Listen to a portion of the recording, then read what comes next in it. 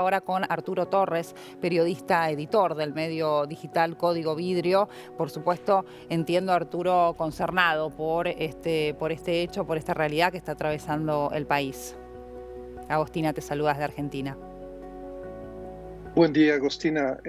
Pues sí, gracias por la invitación. El país está viviendo eh, muy de cerca, pero con mucho dolor lo que está ocurriendo desde ayer en torno al asesinato de Fernando Villavicencio. Ujú. La verdad es que él fue por ser parte del gremio del periodismo y luego incursionar a la política haciendo un seguimiento para pasar a los hechos, porque veía precisamente que desde el establecimiento no habían acciones como para frenar a estas mafias, a Claro. todo lo que estamos viviendo ahora mismo.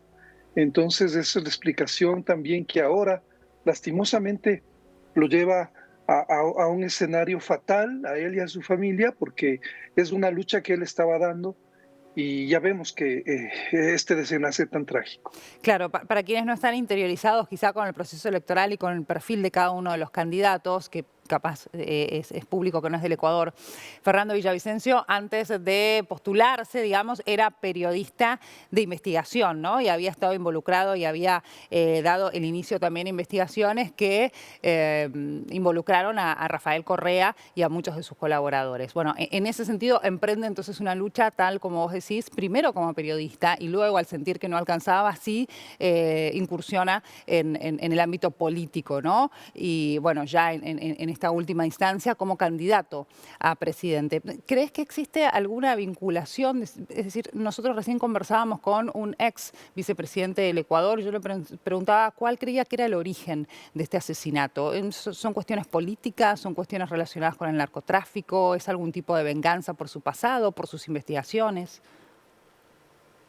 Bueno, creo que hay algunas hipótesis, pero sin duda este es un crimen político, es un magnicidio, porque se da en el contexto de un candidato que que tenía posibilidades, estaba creciendo y posiblemente podía llegar a la segunda vuelta.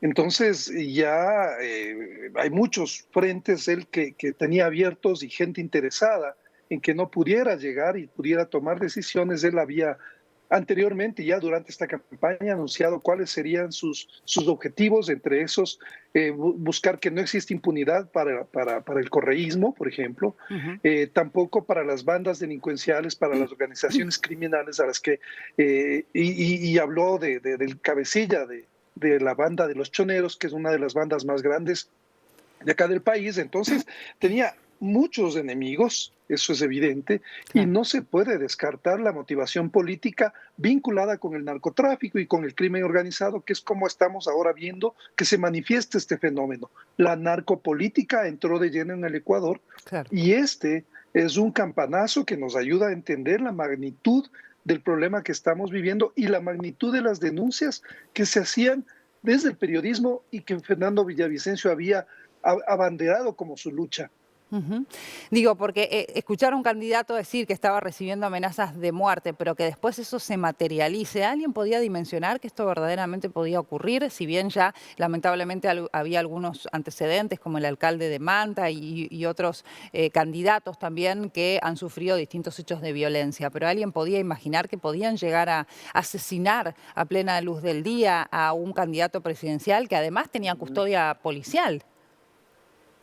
Sí, Fernando tenía asignados 20 policías, o sea, 20 policías que operaban evidentemente en turnos, pero era el candidato que más alto riesgo, tenía un riesgo del 95% de que existe un atentado, o sea, era Ah, prácticamente inminente que iba a claro. ocurrir un atentado. Entonces llama la atención el sinnúmero de problemas que hubo para coordinar y prever este tema con un elemento adicional, Agostina, que es el tema de cómo el equipo de inteligencia de su seguridad no pudo prever el riesgo tanto a la llegada como a la Mm. salida de este evento.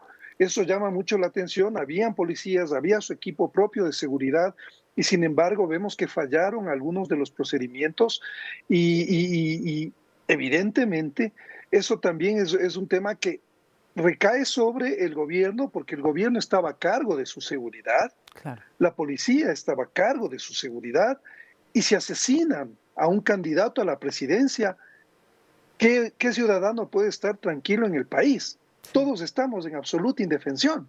Ese Ujú. es un tema también de fondo. Entonces, me parece que la dimensión que cobra el caso de Fernando Villavicencio tiene demasiadas connotaciones y evidencia un quiebre de aquí en adelante porque vivimos unas elecciones totalmente atípicas y veremos cómo los candidatos van a poder sortear lo que queda de la campaña va a seguir Sí. y será de este domingo al próximo. Entonces, esto es una situación muy delicada que ya venían alertándose porque ya fue asesinado el alcalde Intriago. O sea, Ujú. ya los elementos de que podía haber un atentado, yo conversaba con un colega hace 4 días precisamente del riesgo que existía porque veíamos cómo evolucionaba y cómo ascendía esta oleada de violencia, de amenazas, o Sí. sea, es un clima demasiado inseguro y de zozobra para todos los candidatos y para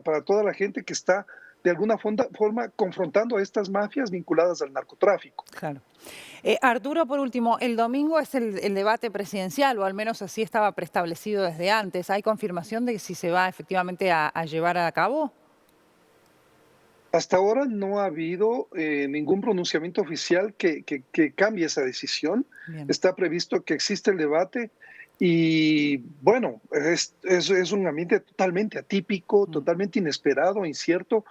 En esas circunstancias es que el país tiene que ir a las urnas con el dolor de haber perdido a uno de sus representantes más, digamos, más icónicos de la lucha contra la corrupción y contra el crimen organizado. Claro. Sé que, sé, Esto es lo que estamos viviendo. sé que es muy pronto, digamos, los hechos son muy recientes, pero ¿qué sucederá con ese binomio? ¿Hay alguna declaración en ese sentido? Leíamos recién el mensaje sentido vía Twitter de su compañera de fórmula. ¿Qué sucederá? Bueno, no han decidido todavía de lo que sabemos oficialmente si es que ella asumiría la candidatura a la presidencia.